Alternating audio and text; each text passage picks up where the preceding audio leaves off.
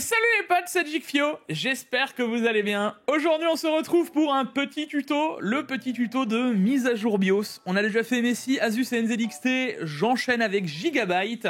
Donc si vous êtes, que vous posez la question de comment mettre à jour son BIOS pour du Gigabyte, vous êtes sur la bonne vidéo. Vous êtes aussi sur la bonne vidéo si vous voulez mettre à jour votre BIOS en globalité finalement, puisque c'est plus ou moins le même délire jusqu'au moment de mettre à jour son BIOS dans le BIOS. Et en vrai, souvent les sous-menus des BIOS, que ce soit MSI, Asus, etc., il y a une petite différence, mais c'est quasiment la même chose. Donc si vous suivez celui-ci et que vous avez une carte mère MSI, ça se passera quand même bien, hein. Mais bon, si jamais j'ai une vidéo dédiée pour Asus, pour MSI et pour NZXT, manquera plus qu'ASRock. Ça viendra par la suite. Bon alors justement, on se retrouve pour une Mash BIOS. Et petit mini disclaimer, et je vous invite à voir une très vieille vidéo de ma chaîne de pourquoi et comment mettre à jour son BIOS, simplement parce que justement, mettre à jour son BIOS comporte quelques risques. Alors, des risques qui sont de plus en plus minimes. Une Mash BIOS, tu peux briquer ta carte mère. Et là, tu te dis... Et alors, briquer une carte mère, c'est le fait qu'elle ne démarrera plus parce qu'elle n'arrivera plus à charger son BIOS. Le BIOS, UEFI, c'est la base de ta CM. C'est ça qui va checker tous tes composants au démarrage. Mais dites-vous que si vous avez une coupure de courant, que vous faites n'importe quoi, que je sais pas, votre petit frère arrache le câble du PC au moment où vous mettez à jour le BIOS, donc des trucs qui sont censés être improbables, ça peut avoir des risques. Voilà. Allez, on va lancer l'intro et on se retrouve tout de suite pour l'étape 1. Lancement.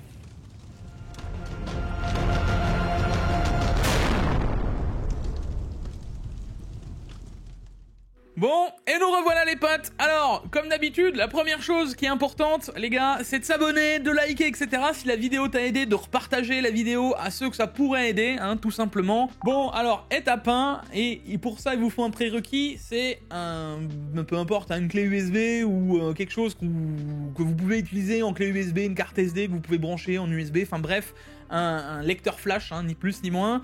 Tout simplement, pourquoi ? Pour mettre à jour son BIOS, je préfère passer par directement le BIOS, le BIOS UEFI, plutôt que de passer par un software. Gigabyte, MSI, Asus, tous les autres proposent de mettre à jour le BIOS via leur soft, etc. Pour moi, ça reste problématique, simplement si vous avez fait une optimisation, vous avez fait de l'overclocking, vous avez fait n'importe quoi, suffit qu'un soft se lance, peu importe ce que vous faites sur le PC, vous faites la Mash BIOS. Je vous disais juste avant que vous pouvez briquer votre carte mère, et ça, vous avez beaucoup moins de risques que ça se passe directement dans le BIOS où il n'y a rien qui tourne. Il n'y a pas de chargement, il n'y a que la Mash BIOS qui se fait en fond. Donc une fois que vous avez inséré votre clé USB, pour ça, on va justement checker si elle est dans le bon format, et donc si elle a bien été formatée en NTFS, ou en FAT32, si vous pouvez encore le faire en FAT32, faites-le. Sur Windows 11, maintenant, il n'y a plus que l'XFAT ou le NTFS. Il n'y aura plus le FAT32, mais l'NTFS fonctionne aussi. Dans les cartes mères, la plupart du temps, ils demandent du FAT32.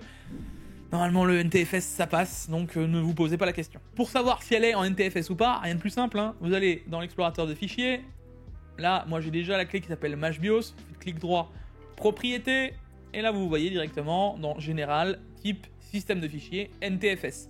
Donc là, elle peut être dans autre chose. Si elle est déjà en NTFS, et le mieux, c'est quand même de la formater pour être tranquille. Comme ça, tu n'auras pas besoin d'avoir 15 000 milliards de fichiers pour trouver ta Mash BIOS. Sur ta clé, clic droit, formater. Formater, tu as le petite fenêtre qui s'ouvre. Et là, tu t'embêtes pas. Tu fais juste sélection NTFS ici.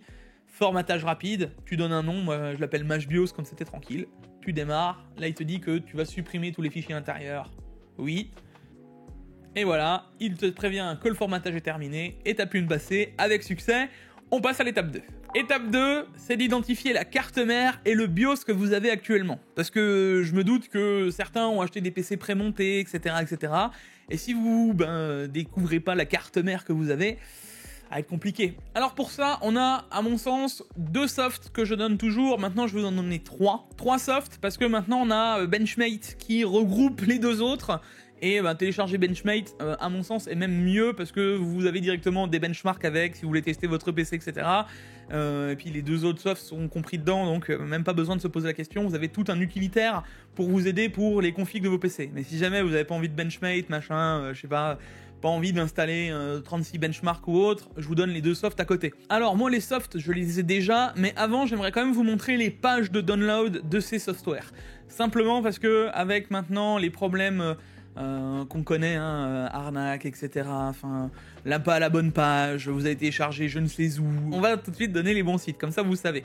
Là on est sur CPUZ, donc CPU ID, hein, tout simplement.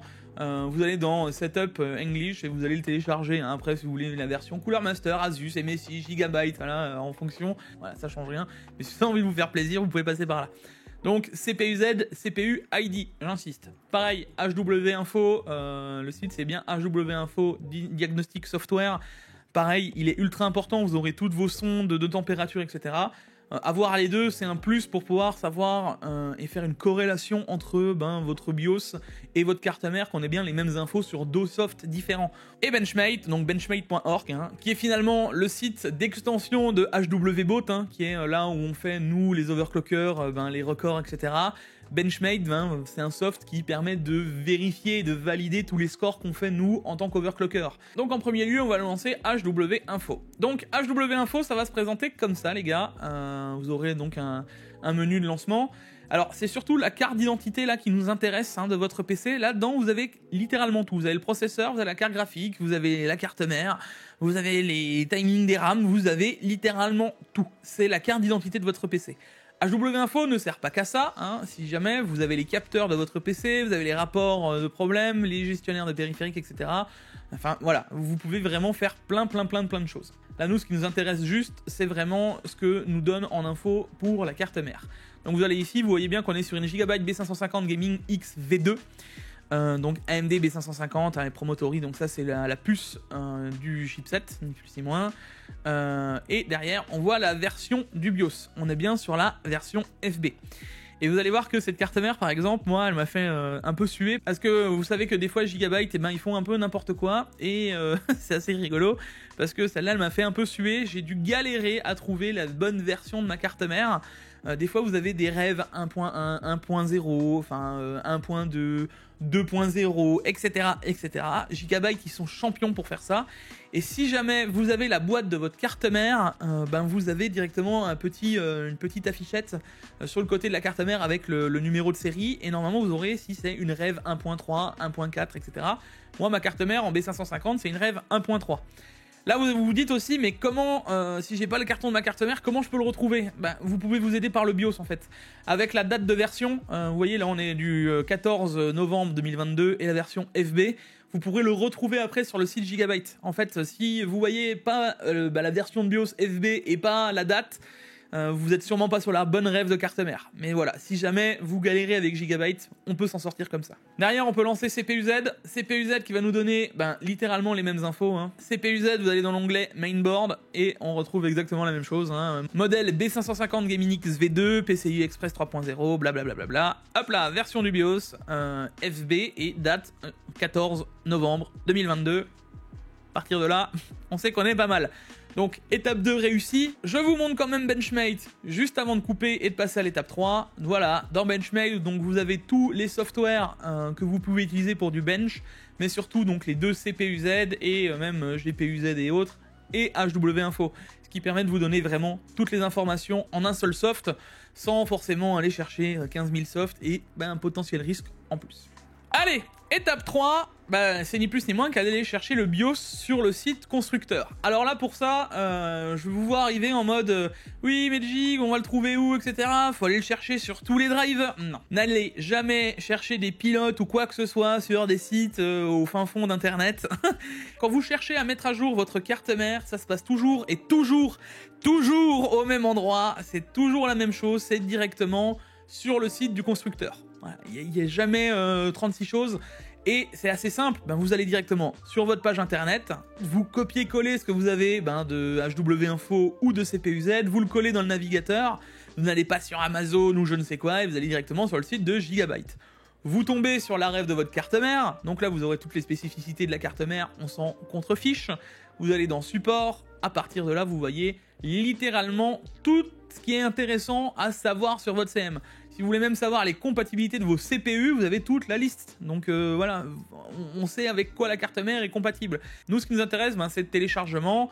Là, pareil, vous retrouvez tous les drivers directement de votre carte mère. Nous, ce qui nous intéresse, c'est BIOS. Et là, dans BIOS, qu'est-ce qu'on retrouve, incroyable, 14 novembre 2022, le BIOS FB. Donc là, vous voyez qu'on est sur le bon BIOS et la bonne CM. À partir de là, on télécharge le dernier BIOS. Pour moi, ce sera la version FE du 27 mars 2024 avec toutes les dernières fixes d'AMD, le dernier AGESA, etc. J'insiste, des fois, il y a des BIOS bêta. Il y en a certains qui vont me dire oui, mettre un BIOS bêta, etc. Je pars toujours du principe que quand il y a un BIOS bêta, s'il est sur le site du constructeur, c'est que techniquement parlant, il est fiable. Sinon, ils ne le mettraient pas. Ils auraient beaucoup trop de problèmes de retour. Si le BIOS bêta, par exemple, permet de mettre les nouveaux Ryzen, les nouveaux Intel, mets-le. Enfin, te pose pas non plus 36 questions. S'ils le mettent sur le site, c'est que techniquement, c'est fiable. À partir de là, ni plus ni moins, tu lances le téléchargement. Voilà, le téléchargement se fait. Et on se retrouvera juste après pour l'étape 4, c'est mettre le BIOS dans la clé USB. Bon là, étape 4, rien de bien très compliqué, Vous allez dans l'explorateur de fichiers, là où vous téléchargez vos fichiers tout simplement. Là, on retrouve la MB, donc Motherboard BIOS B550 Gaming X V2, je pense que là, on est tout bon. Vous glissez-déposez dans votre Mash BIOS, voilà, hop. Une fois que vous êtes dans la clé USB, on fait extraire les fichiers, hop, extraire tout, extraire. Normalement, vous n'avez même plus besoin d'autres softs, avec Windows 11, Windows 10, ça se fait tout seul. Et derrière, on récupère donc le dossier avec notre Mash BIOS. Vous allez dedans, vous avez la Mash BIOS, vous copiez-collez la Mash BIOS, c'est mieux. Vous pouvez normalement le trouver dans l'explorateur fichier du BIOS. Mais dans le doute, je préfère le mettre toujours à la racine, simplement pour le retrouver beaucoup plus facilement quand vous serez dans le BIOS. Vous aurez directement le fichier, vous cliquez dessus et ce sera beaucoup plus simple. Voilà, étape 4, encore une fois, réussi. Et là, l'étape 5 qui va tous vous faire trembler, qui fait toujours trembler tout le monde, c'est aller dans le BIOS. Parce que tout le monde a peur d'aller dans le BIOS, j'ai jamais compris trop pourquoi. Mais aller dans le BIOS, il y a la technique que tout le monde connaît, en tout cas les overclockers, c'est la touche Del ou Sucre. Vous la spammez une fois que vous êtes en train de redémarrer votre PC, vous bourrinez comme pas possible et hop, vous tombez dans le BIOS. Mais voilà, certains d'entre vous auront peut-être le fastboot ou quelque chose qui va bloquer le fait d'aller dans le BIOS. Je vous donne une deuxième technique, elle est assez simple. Vous allez dans le menu pour redémarrer votre PC classique, voilà. Vous maintenez la touche Shift et vous faites tout simplement redémarrer. À partir de là, vous voyez qu'il vous écrit « Veuillez patienter, patienter » et on va directement tomber dans le menu bleu de recovery un peu de Windows. Vous savez, celui qu'on n'aime pas voir non plus quand votre PC il a des problèmes et que voilà, vous tombez sur est-ce que je dois vraiment démarrer Windows ou régler les problèmes. Et nous y voilà. Alors, le menu qu'on n'a jamais envie de voir de toute sa vie, vous allez dans dépannages, options avancées et changer les paramètres du microprogramme UEFI. Tout simplement, rien de bien plus compliqué. Hop, redémarrer et là, vous allez tomber dans le BIOS. Voilà. Donc soit le principe de spam la touche mage à balle, soit cette technique, et le BIOS vous sera accessible. Et nous voilà dans la phase qui va vous faire le plus peur, c'est une fois qu'on est dans le BIOS. Alors là on est sur l'easy mode du BIOS, vous n'êtes même pas normalement obligé d'aller autrement que sur ce mode là, vous avez déjà tout et justement easy mode, c'est la base pour faire ça au plus simple. Et d'ailleurs vous voyez que sur Gigabyte, parce que si vous êtes sur une Aorus, vous aurez peut-être un autre affichage en coloris, mais dans la globalité c'est toujours la même chose. Alors dans le menu vous voyez directement à droite vous avez tout pour sélectionner directement vos modes. Si vous voulez changer, je sais pas, vous voulez le mettre en français, voilà, vous pouvez le mettre. Moi je le laisse en anglais parce que j'ai plus l'habitude, mais ça se passera pareil. Et là vous pouvez directement retrouver directement les raccourcis clavier pour naviguer dans le BIOS en fait. La souris elle est même pas vraiment utile. Si vous faites F2, vous pouvez directement vous diriger avec les flèches du clavier quoi. Il n'y a même pas besoin de se poser de questions. Donc si jamais, voilà, le but du BIOS justement c'est d'être accessible avec n'importe quel composant de navigation sans forcément avoir une souris. Derrière vous voyez, ça peut vous servir si jamais vous tombez un jour dans le BIOS, et je vous parle tout de suite de ça, c'est le Load Optimizer Défaut, ça permet de reset le BIOS si vous faites n'importe quoi. Et c'est pour ça qu'il ne faut pas stresser quand vous êtes dans le BIOS, c'est comme si vous faisiez un Clear CMOS quand vous utilisez cette fonction là, voilà. Et si jamais vous avez aussi un Clear CMOS sur toutes les cartes mères, donc pensez à aller checker votre manuel, ça s'affiche différemment en fonction des CM, mais c'est toujours un plus, si jamais vous avez un problème, pensez que vous pouvez le faire. Là, vous voyez, il y a QFlash. C'est ce qui va nous intéresser, ni plus ni moins. Mais je vais quand même vous montrer quand vous faites F2 et que vous êtes dans l'autre mode. Là, vous avez tout ce qui est onglet d'overclocking. Là, vous avez vos favoris. Là, vous avez les settings, système info, boot. Ça, là, c'est ce que vous sélectionnez, par exemple, pour avoir la clé USB pour booter un Windows ou autre. Et quitter ou charger les profils par défaut. Donc, ce qui nous intéresse, c'est dans système info. Vous allez tout en bas et vous avez QFlash. Donc à la place de faire F8. Donc là, on sélectionne soit avec la souris, soit avec entrée, on tombe dessus. Là, on tombe bien, donc on cherche notre clé USB par exemple, hein, tout simplement. Hop, notre clé USB ici, ou alors là, c'est le fichier. Là, on retombe sur notre BIOS. Si on en sélectionne un autre et qu'on va ici et qu'on va par exemple là-dessus, là, on trouve aussi notre BIOS. On n'a plus qu'à faire entrée. Êtes-vous sûr de mettre à jour de votre BIOS? Oui. Et à partir de là, levez les mains, ne touchez plus à rien. Le BIOS va... excusez-moi, press start. Et voilà, levez les mains, ne faites plus rien. Là, le BIOS va commencer la mise à jour, va lancer la mise à jour, etc. Et c'est là la partie ultra dangereuse que je vous disais au début. C'est là qu'il ne faut pas débrancher votre PC, il ne faut pas qu'il y ait de coupure de courant. Vous sortez vos frères et sœurs, si jamais, de la salle. Vous commencez à brûler un cierge, vous faites une incantation vaudou. Et... non mais voilà, l'idée c'est à partir de là, il faut qu'il ne se passe plus rien. Donc ça peut mettre plusieurs minutes hein, en fonction de la mage, de ce qu'il y a à demander. Des fois ça peut mettre très longtemps, donc ne soyez pas pressés. Attendez un minimum, voilà, ça va bien se passer. Mets-toi assis, respire par le nez, bois un verre d'eau, ça va bien se passer. Et on se retrouve juste après, une fois que la mise à jour est finie. Voilà, à partir de là, votre BIOS vous indique qu'il va reboot. Il est possible aussi que le PC reboot plusieurs fois. Hein. 1, 2, 3 fois, ça arrive aussi, ne vous inquiétez pas. Encore une fois, mets-toi assis, respire par le nez, ça va bien se passer. Et on se retrouve juste après pour vérifier que le BIOS soit bien mis à jour. Et nous y voilà. Alors là, il nous dit que le BIOS clear CMOS information. Forcément, on a mis le BIOS à jour, donc tout est parti. Hein, c'est ce que je vous avais dit. Si vous avez fait une mage, si vous aviez fait de l'optimisation, de l'overclocking ou autre, pensez à noter encore une fois vos infos parce que vous resettez complètement le BIOS. Il n'y a plus rien. Hein, le BIOS est complètement clean. Donc à partir de là, on va débarquer dans le BIOS et normalement, si tout va bien, on voit que la BIOS version a déjà changé hein, dans le Easy Mode. On n'est plus sur la version FB, mais bien sur la version FE. Donc c'est que le BIOS a bien été mis à jour. On pourra aussi vite fait le vérifier juste après directement dans Windows avec CPU-Z ou HW Info. Hein. Pensez à aller checker si vous voyez bien qu'on est en version FE. Enfin, pour moi c'est une version FE, mais votre version à vous a bien été swappée sur votre carte mère. C'est qu'on est bon quoi. Petit moment vite fait, hein, pensez à réactiver votre XMP. À partir de là, vous pouvez directement le faire depuis l'Easy Mode ou depuis le Tweaker Mode, hein, peu importe. Pensez à le réactiver, voilà, parce que sinon vous n'aurez pas votre profil XMP. Et pareil, si vous voulez activer vite fait vos ventilateurs, faire vos courbes, etc. Là, sur Gigabyte, c'est F6 et vous pouvez directement faire vos courbes de ventilation. On y reviendra dans une vidéo, je pense que c'est important, mais pensez à les faire parce que justement, vu que le BIOS a été complètement reset, vous pourrez plus avoir toutes vos courbes, etc. Et je pense, à mon sens, que c'est important d'avoir un PC, surtout là où je parle en été, qui est bien refroidi. Bon, et ben voilà les gars, je pense qu'on a fait le tour de cette vidéo, et maintenant vous avez toutes les clés en main pour mettre à jour votre BIOS Gigabyte ou n'importe quel autre BIOS, parce que comme vous avez pu le voir, hormis la partie dans le BIOS qui est très spécifique à Gigabyte, tout le reste est plus ou moins la même dans toutes les vidéos. Donc pensez à le faire, c'est important si pour les matchs de sécu, pour les compatibilités de RAM, pour les compatibilités de CPU, etc. c'est toujours un petit plus, surtout aussi les matchs de sécu en fonction s'il y a eu des failles comme les spectres, etc. qu'on entendait à un moment sur Intel, etc. Ça permet aussi de le mettre à jour. Ou simplement pour pouvoir passer des RAM aussi en plus haute fréquence des fois. Voilà, c'est toujours un petit plus. Bref, là vous avez tout et toutes les clés en main pour faire la mise à jour BIOS. J'espère que cette vidéo t'aura aidé, t'aura plu. N'oublie pas que si elle t'a aidé, le meilleur des soutiens, c'est le like, l'abonnement, les réseaux sociaux, mais surtout l'abonnement. C'est comme ça qu'on me soutient. Merci en tout cas de m'avoir suivi jusque là et on se retrouve pour une prochaine vidéo. C'était Jigfio. À la prochaine, des bisous. Ciao ciao.